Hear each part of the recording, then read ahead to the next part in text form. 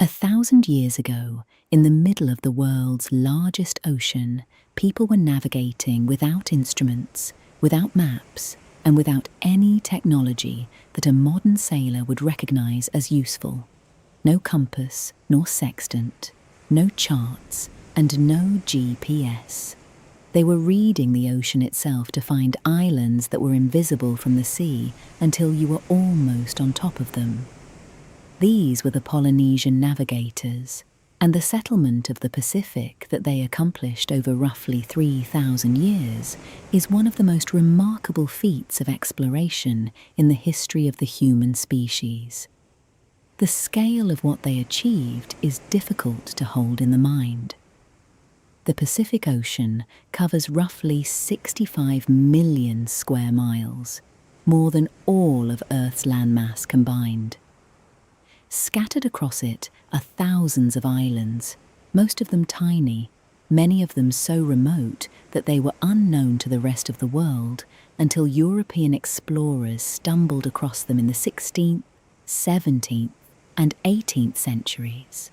The Polynesians found them first, centuries earlier in many cases, navigating double-hulled canoes across open ocean passages that stretched in some cases for more than 2,000 miles, with no sight of land along the way. The Polynesian settlement of the Pacific was not a single event. It was a process that unfolded over thousands of years, beginning in the Western Pacific around 1500 BCE, with a people archaeologists call the Lapita culture, who were already accomplished sailors when they began expanding eastward from the region of Vanuatu and Fiji. Over the following centuries and millennia, their descendants pushed progressively further into the open Pacific, reaching the central Polynesian islands, then the outliers, and finally, the most remote corners of the ocean. Understanding the Polynesian Navigators requires setting aside the assumption that ocean navigation without instruments is impossible or even particularly difficult for people who have grown up with the sea as their primary environment. The Pacific Islanders who developed these navigational techniques were not improvising. They were applying a sophisticated body of knowledge, built up over generations, tested against the reality of open ocean passages, and transmitted through rigorous training systems that took years to complete. This is the story of how the Polynesian Navigators accomplished what they did, what techniques they used, what drove them to keep pushing outward into an ocean that had no visible end, and what the rediscovery and revival of traditional Polynesian navigation in the 20th century can tell us about the relationship between indigenous knowledge and the modern world. This is also a story about what gets counted as exploration and discovery.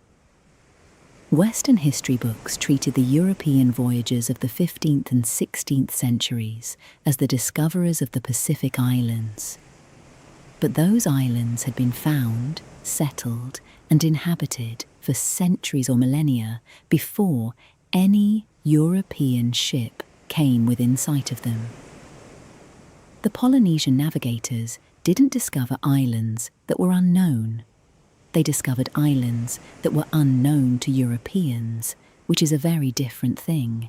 And the distinction matters for how we understand the history of the ocean. This navigational knowledge was not written down. It was carried in memory, transmitted through oral tradition and practical apprenticeship from master to student over generations. The star names, swell descriptions, bird identification criteria, the cloud reading techniques, all of it lived in the minds of the navigators who practiced it, and it died with them if it wasn't passed on. This made the knowledge both resilient, because it couldn't be burned or destroyed, and fragile, because the death of the last practitioner without a trained successor ended the tradition as completely as any fire could. As you listen to this story, if you find this helps you to learn, relax, and to sleep, I'd very much appreciate you becoming a subscriber. Thank you so much for watching this video. And now, on with the story. The instrument of Polynesian exploration was the double-hulled canoe, a vessel so well suited to open ocean sailing that modern engineers who have studied it in detail are still finding things to admire in its design. The traditional Polynesian voyaging canoe, known by different names in different island groups, consisted of two hulls connected by a platform, with one or two masts carrying sails woven from pandanus leaves. It could be sailed in almost any wind direction, could be paddled when the wind died, and was stable enough in rough seas that it could be sailed in conditions that would swamp many modern recreational sailboats. The key structural innovation of the double-hulled canoe was the connection between the two hulls, which distributed the load of waves and wind across a wider platform than any single hull could provide. This made the vessel both more stable and more resistant to capsizing than a single-hulled boat of comparable size. The hulls themselves were carved from large logs, typically breadfruit or similar timber, and corked with a mixture of plant fibres and natural resins to make them watertight. In some island traditions, the lashings that held the platform to the hulls were designed to flex slightly in heavy seas, allowing the vessel to move with the waves rather than fighting them. The sails used on voyaging canoes were a crab claw design, a triangular sail with a curved upper edge that could be rotated to sail efficiently on either tack. This versatility made the crab claw sail particularly well suited to long ocean passages where wind direction changes over days and weeks. The sail could also be reefed in heavy weather, and the entire rig could be lowered and secured when conditions became dangerous enough to require paddling. A well-found canoe in the hands of a skilled crew was capable of speeds of up to 10 knots in good conditions. Provisioning a canoe for a long Pacific crossing required careful planning and a detailed knowledge of what could be preserved at sea. Fermented breadfruit could be stored in leaf-lined pits and lasted for months. Dried fish, coconuts, taro, and other starchy provisions were carried in covered storage areas within the hulls. Fresh water was stored in sealed gourds and replenished when rain allowed. The typical crew of a voyaging canoe on a long passage might number between 20 and 50 people, including men, women, children, and the animals, pigs, dogs, chickens, and rats, that would be needed to establish a new settlement at the destination. The construction and maintenance of voyaging canoes was itself a highly skilled craft, and the knowledge of how to build a seaworthy vessel was as culturally important as the navigational knowledge required to sail it. In many Polynesian societies, canoe builders held a social status comparable to that of navigators, and the construction of a major voyaging canoe was a community undertaking that involved ritual as well as technical skill. The loss of this building knowledge in many island communities during the colonial period, when traditional voyaging was suppressed or simply ceased to be necessary, was one of the most significant cultural losses of the 19th and 20th centuries. The Hokulea, a double-hulled voyager built by the Polynesian Voyaging Society in Hawaii in 1975, demonstrated to the modern world what these vessels were capable of. Sailing using traditional navigation methods under the guidance of Maupiailug, a master navigator from the Caroline Islands, the Hokulea completed a passage from Hawaii to Tahiti in 1976, that proved both the seaworthiness of the traditional design and the effectiveness of the traditional wayfinding practice. It was one of the most important voyages of the 20th century, not in geographic terms, but in what it demonstrated about indigenous knowledge and human capability. Since the Hokulea's first voyage, the vessel has completed multiple circumnavigations of the Pacific and a worldwide voyage, always sailing without instruments and always guided by traditional wayfinding knowledge. The Hokulea has become a symbol of Polynesian cultural revival and a broader argument about what counts as knowledge and whose direction-finding systems deserve to be called sophisticated. The star compass was the foundation of Polynesian voyages, and understanding it requires thinking about the night sky in a completely different way from how most people in the modern world experience it. In a Polynesian navigational framework, the sky is divided into a series of star paths, arcs traced by specific stars as they rise in the east and set in the west over the course of a night. Because stars rise and set at consistent points on the horizon relative to the cardinal directions, a navigator who knows where a given star rises and sets knows something precise and reliable about which direction they're travelling. The star compass used in the Caroline Islands, which is one of the best documented traditional exploration systems in the Pacific, divides the horizon into 32 named positions based on the rising and setting points of key stars and constellations. A navigator who has memorized this approach knows that sailing toward a star rising at a specific horizon position means traveling in a specific direction, and can use successive stars through the night as some set and others rise to maintain a consistent course. The method works as a compass, even though no physical compass exists, because the stars provide a reliable set of directional references that are available every clear night. Swell patterns were the other major component, and in some respects they were even more reliable than stars because they're available in cloudy conditions when stars are invisible. The Pacific Ocean has a small number of dominant swell patterns generated by persistent weather systems far from any given location.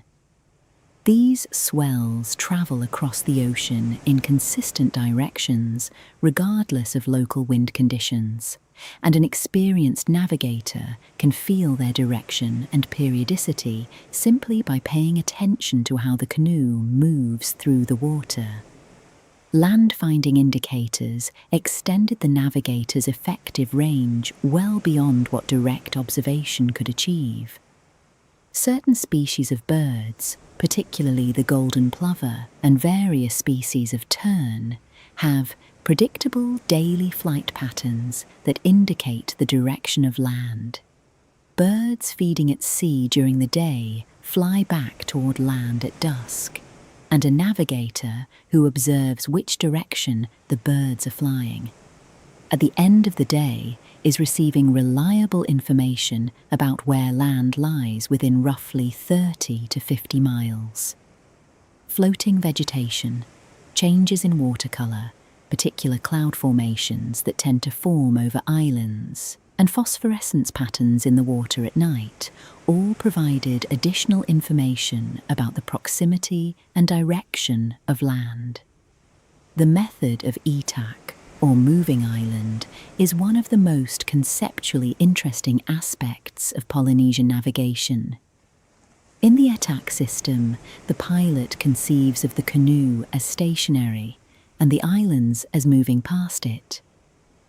The destination island appears to move from ahead toward the side and then behind as the voyage progresses, while reference islands to the side appear to slide past at a rate that indicates progress. This mental framework made it easier to track position during long passages, by relating it to the changing angular positions of multiple known islands simultaneously. Rain squalls, ocean temperature changes detected by hand trailing in the water, the smell of certain types of vegetation carried on the wind, and the behavior of fish and marine mammals also contributed to the navigator's picture of the ocean around the canoe. The total process was not a single technique, but an integrated approach to reading every available signal from the ocean environment. A navigator who could read all of these signals simultaneously was operating with a richness of environmental information that no single instrument could replicate. The training required to become a master navigator in the Polynesian tradition was rigorous and extended over many years. A student navigator learned the rising and setting points of dozens of stars, the characteristics of major swell patterns across different seasons, the behavior of relevant bird species, and the practical skills of canoe handling in a variety of conditions. This training was conducted partly through classroom-style instruction using models and oral recitation, and partly through actual voyaging, accompanying experienced navigators on shorter passages before being trusted with longer ones. The settlement of the Pacific began in the west, in the island chains of Melanesia and the region around Vanuatu and the Solomon Islands, where a culturally distinct people who made a characteristic style of pottery first appeared in the archaeological record around 1500 BCE. These people, called the Lapita culture, after the site in New Caledonia, where their distinctive pottery was first identified, were already accomplished coastal sailors when they began their expansion into the Pacific. Over the following few centuries, they spread rapidly eastward through Fiji, Tonga, and Samoa, reaching the far end of the near Oceania region and pushing into the genuinely empty ocean beyond. The Lapita expansion into the Central Pacific is one of the most rapid and extensive colonizations in human prehistory. Within perhaps 200 to 300 years, Lapita communities had established settlements across thousands of miles of ocean, leapfrogging from island group to island group in voyages that required open ocean sailing of a kind that had not previously been practiced. The genetic, linguistic, and archaeological evidence all point to a single founding population for this expansion, meaning that the entire populated Pacific east of the Solomons descends from a relatively small group of people who made this initial push into the open ocean around 3,000 years ago. After the initial Lapita expansion, there appears to have been a long pause in the outward settlement of the Pacific, lasting perhaps 1,000 years. The central Polynesian islands of Tonga and Samoa were inhabited and developing their distinct Polynesian culture during this period, but the further reaches of the ocean were not yet reached. What ended this pause and triggered the second great wave of Polynesian expansion around 700 to 1000 CE is not entirely understood. Population pressure, climate shifts, social conflict, and simple human curiosity have all been proposed as drivers, and the answer was probably some combination of all of them. The second wave of expansion moved into the eastern Pacific, reaching the Society Islands, the Marquesas, and the Cook Islands in the first centuries of the Common Era. These island groups became the staging points for the final push to the most remote corners of the Pacific. From the Marquesas, voyagers reached Easter Island, roughly 2,500 miles to the east.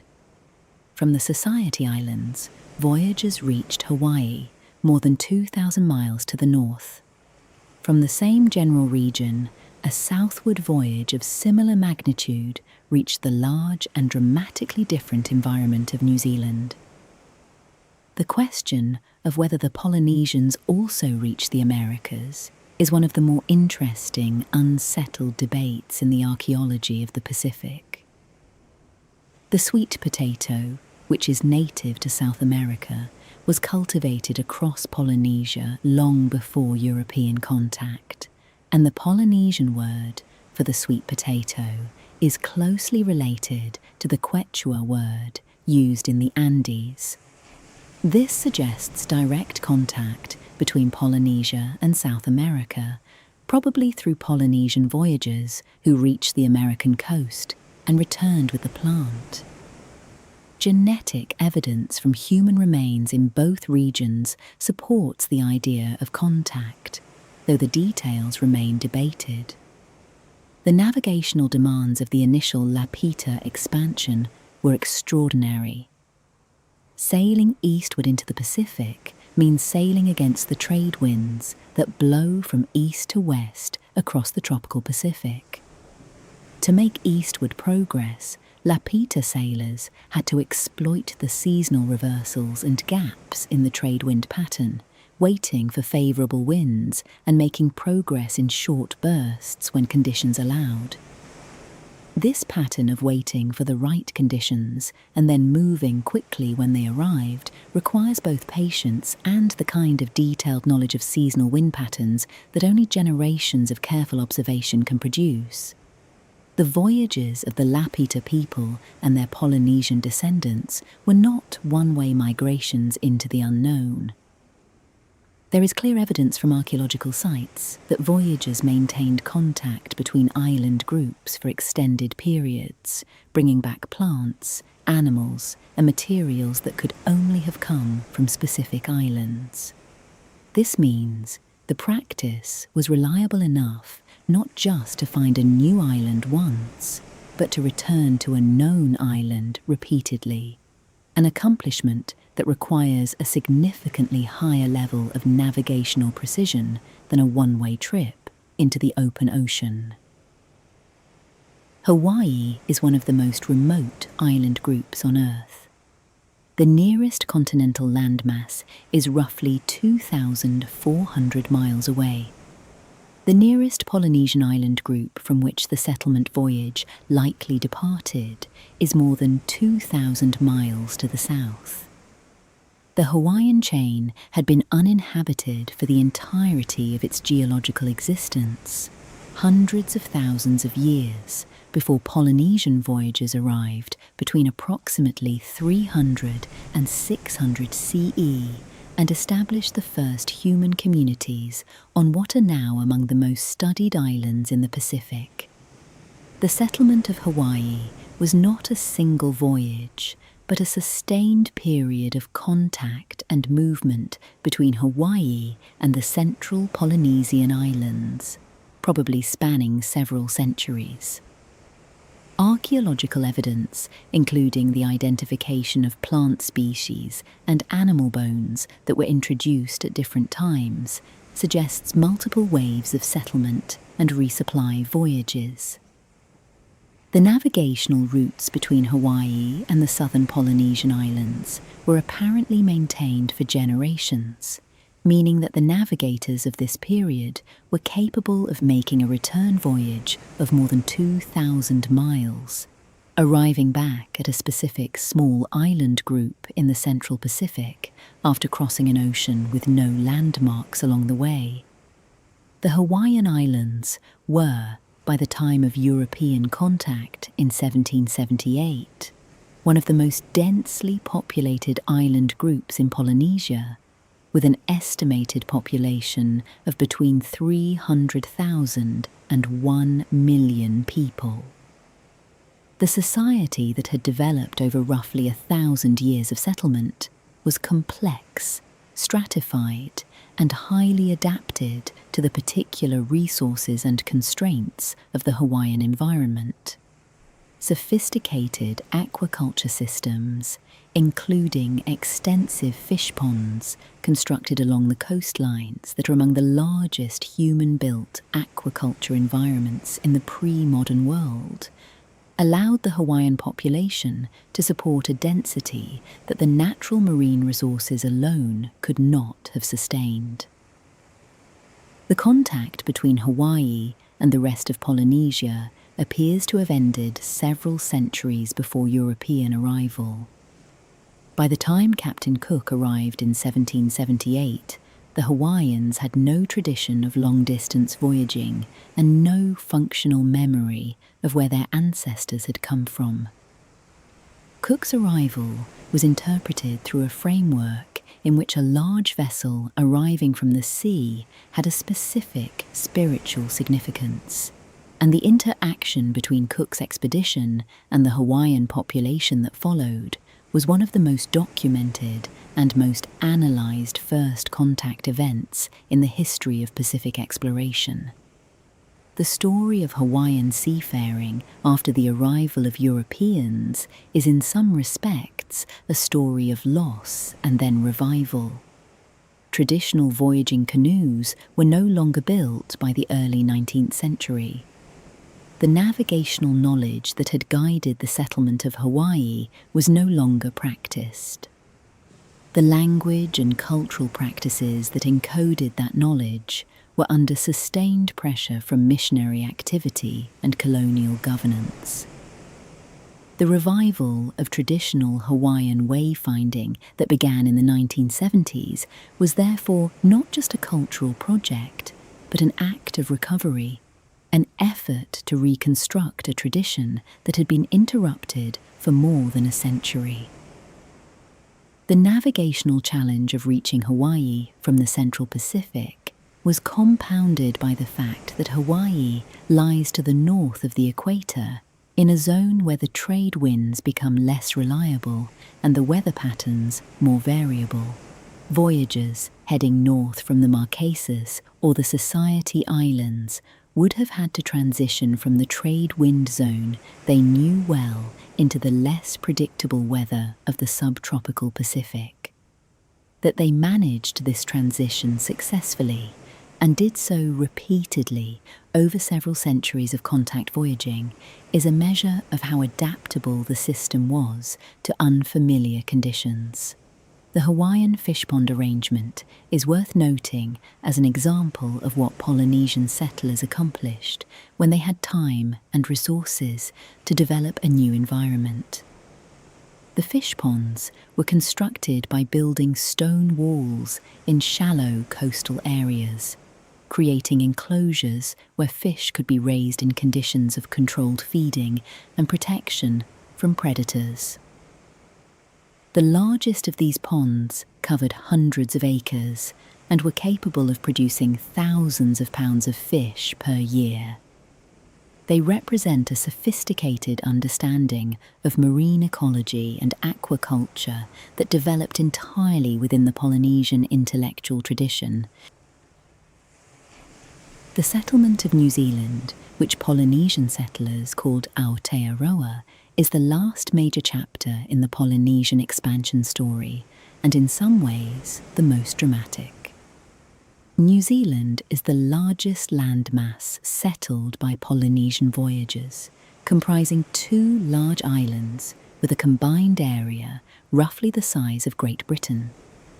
It lies at the southern extreme of the Polynesian world, at latitudes where the climate is temperate rather than tropical, where the native flora and fauna are entirely different from anything the settlers had encountered before, and where the agricultural plants and animals that sustained tropical Polynesian societies required significant adaptation to survive.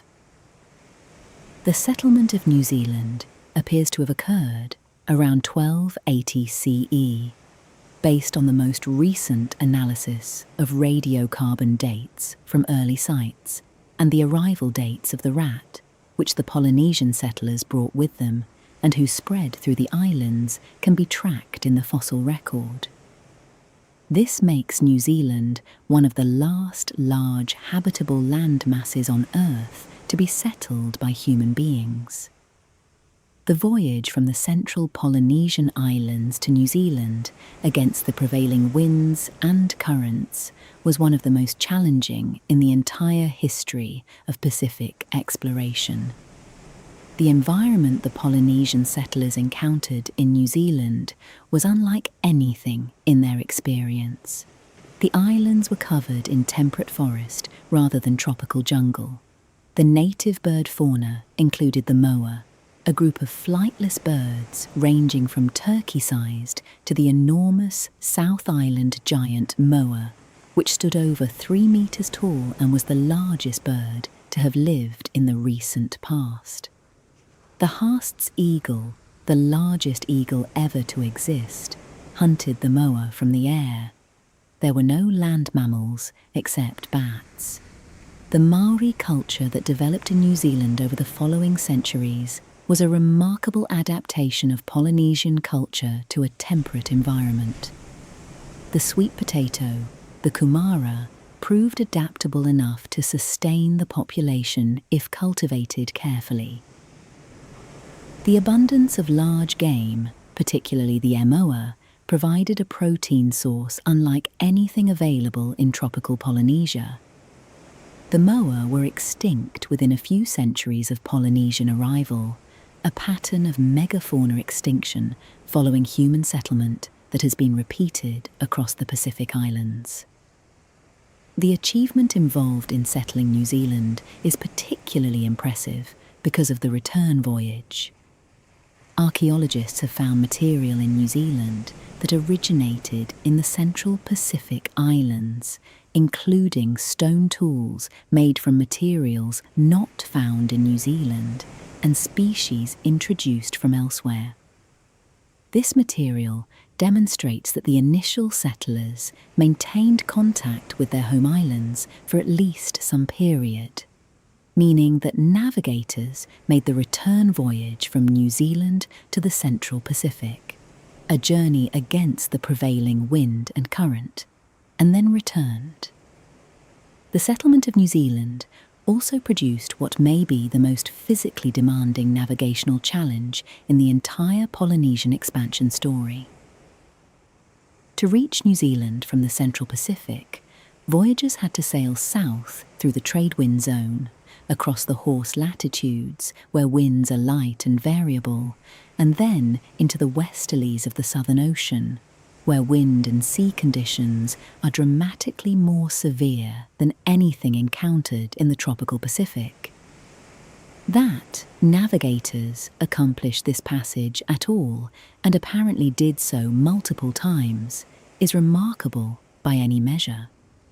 The Maori tradition of oral history preserved detailed accounts of the voyaging canoes that brought the first settlers to New Zealand, naming specific canoes, their captains, and the island groups from which they departed. These accounts, known as wakapapa, function as genealogical records that link living Maori individuals to the specific canoes of the founding settlement. The accuracy of these oral traditions, confirmed in broad outline by archaeological evidence of Polynesian arrival dates and origins, demonstrates the reliability of oral transmission as a historical record when practiced with the discipline that Maori intellectual tradition demanded. Easter Island, which its own inhabitants call Rapa Nui, is the most isolated, permanently inhabited island on Earth. Its nearest neighbour is Pitcairn Island, roughly 1,300 miles away. The nearest continental coast is the western shore of South America, approximately 2,300 miles to the east. The island itself is small, roughly 63 square miles, and was formed by volcanic activity that has left it with no natural harbour and exposed to the full force of Southern Ocean swells. That this island was found, settled, and maintained a complex civilization for centuries before European contact is one of the most extraordinary facts in the history of human exploration. The settlement of Easter Island appears to have occurred between 700 and 1200 CE, with most recent analyses favouring the later end of this range. The founding population was small, perhaps a few dozen people arriving in a single or small number of canoes from the eastern Polynesian islands, most likely the Marquesas or the Gambier Islands. From this tiny founding population, the Easter Island civilization grew over the following centuries to a population estimated at somewhere between 3,000 and 15,000 people at its peak. The moai, the enormous stone statues that have made Easter Island famous, were carved from the volcanic tuff of a single quarry on the island and erected on stone platforms called ahu around the island's coast. Nearly 900 moai have been identified, ranging in size from a few feet to over 30 feet tall, with the largest weighing over 80 tons. The current leading hypothesis for how they were moved from the quarry to the coastal platforms, supported by experimental archaeology, is that the moai were walked using ropes applied to their sides in a rocking motion. The traditional account of Easter Island's history presented the island as a cautionary tale of environmental destruction, in which the population cut down all the trees to move the moai and then collapsed. This account has been substantially revised by more recent archaeological and paleo-environmental research. The environmental degradation was real, but it appears to have been driven primarily by the rats that arrived with the Polynesian settlers and consumed tree seeds before they could germinate. The population collapse was also real, but it appears to have been caused primarily by European-introduced disease and the slave raids of the 1860s. The script that was developed on Easter Island, known as Rongo Rongo, is one of very few writing techniques developed independently in the Pacific region, and it remains undeciphered. The tablets on which Rongo Rongo was inscribed survived only because a small number were taken to Europe in the 19th century. Whether Rongo Rongo represents a true writing system capable of recording speech or a memory aid for oral traditions is still debated. Its existence on such a remote island, developed in isolation from the writing traditions of the wider world, is a testament to the intellectual creativity of the Easter Island civilization. Easter Island's remoteness also means that it sits in a zone of the South Pacific that is extremely difficult to reach from any direction under sail. Winds and currents in this part of the Pacific are not favourable for voyaging in any consistent direction, and reaching the island requires exploiting seasonal wind shifts and navigating by stars over a passage with no intermediate landmarks.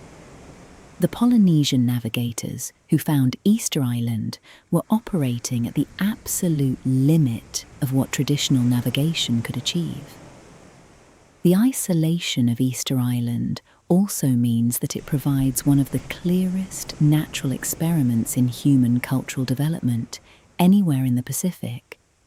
Because the island was so remote and contact with the outside world so limited once the initial settlement period ended, the culture that developed on Easter Island was genuinely independent in a way that few island cultures were.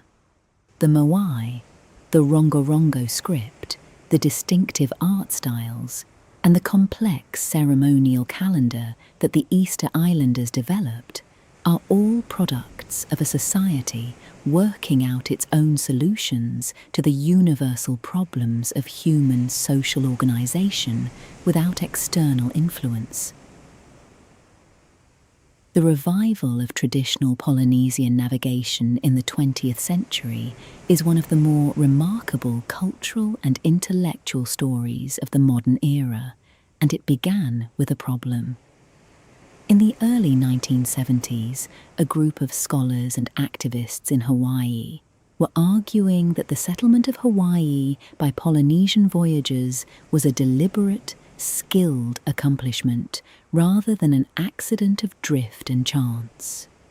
The opposing view, which had been influential in academic circles, held that the Polynesian settlement of the Pacific was largely the result of accidental voyages, canoes blown off course by storms that happened to wash up on previously uninhabited islands. Proving that intentional, navigated voyaging was possible required demonstrating that it could actually be done. Mau Piailug, known as Papa Mau, was a master navigator from the island of Satawal in the Caroline Islands, who had been trained in the Carolinian ways from childhood. He was one of a very small number of people still living in the 1970s who had been fully trained in traditional open ocean course plotting. When the Polynesian Voyaging Society in Hawaii was looking for a navigator to guide the Hokulea from Hawaii to Tahiti using traditional methods, Piailug agreed to teach what he knew and to guide the voyage.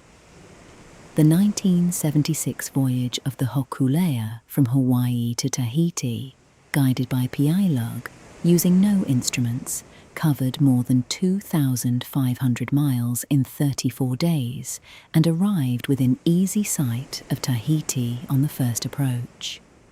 The reception in Tahiti was extraordinary.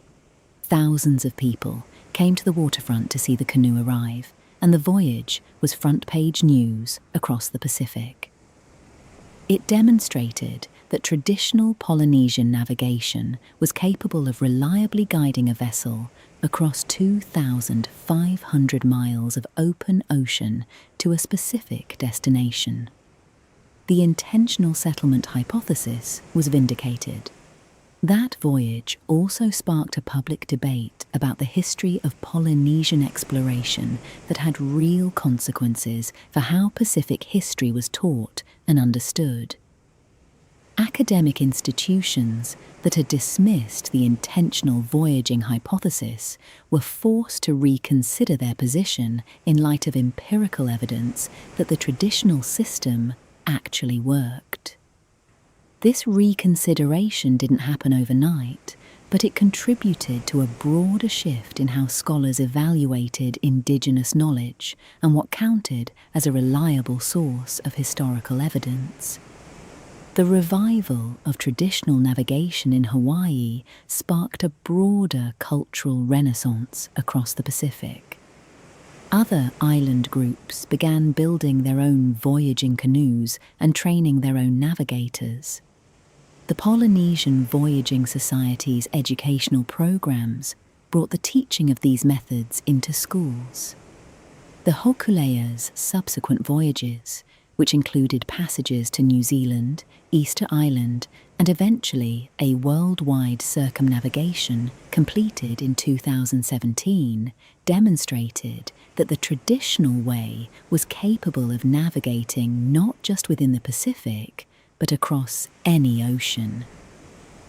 Piailug's decision to share his knowledge with Hawaiian navigators represented a significant act of cultural generosity, because the Carolinian navigation system is closely guarded in its home islands, and teaching it to outsiders is not done lightly.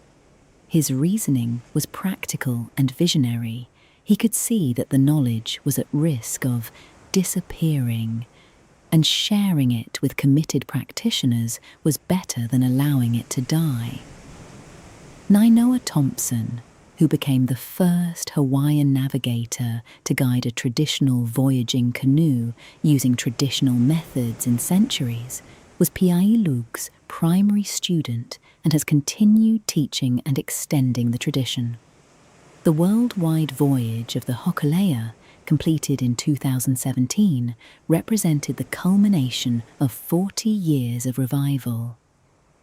The vessel visited ports in 26 nations, carrying a message about ocean conservation called the Malama Honua Pledge, and collecting signatures from more than 3 million people in support of ocean protection.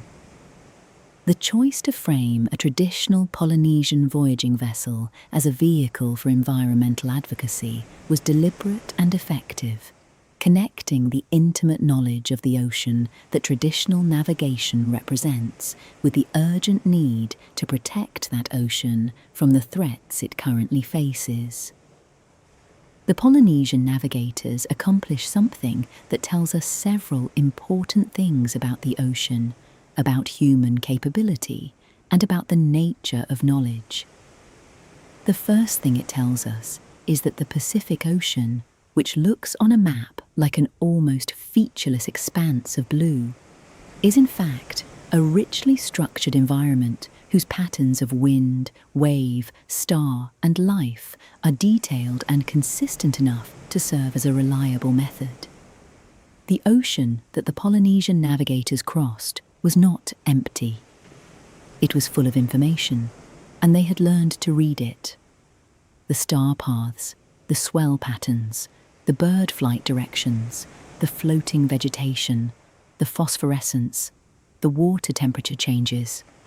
All of these are real features of the Pacific environment, not invented or imagined. The Polynesian methodology worked because the ocean's physical structure is genuinely navigable by someone with sufficient knowledge of its patterns. That knowledge took generations to accumulate, centuries of careful observation and testing, mistakes and corrections, voyages that succeeded and voyages that didn't return. It was not a gift or an inspiration. It was the product of a sustained scientific enterprise conducted without laboratories, without instruments, and without the institutional structures that modern science relies on. The rediscovery of traditional navigation also raises important questions about the relationship between indigenous knowledge and Western science. For decades, the academic consensus dismissed the idea that it was capable of intentional, reliable ocean crossing.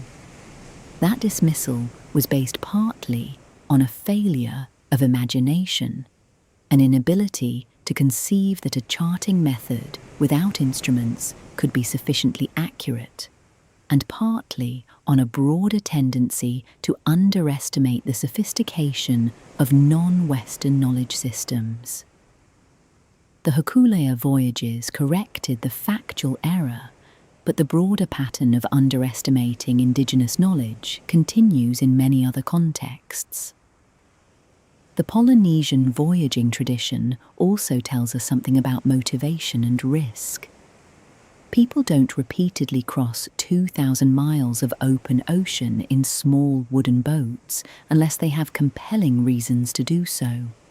The reasons were various: population pressure, social conflict, the desire for new agricultural land, the specific Polynesian cultural value placed on exploration and discovery.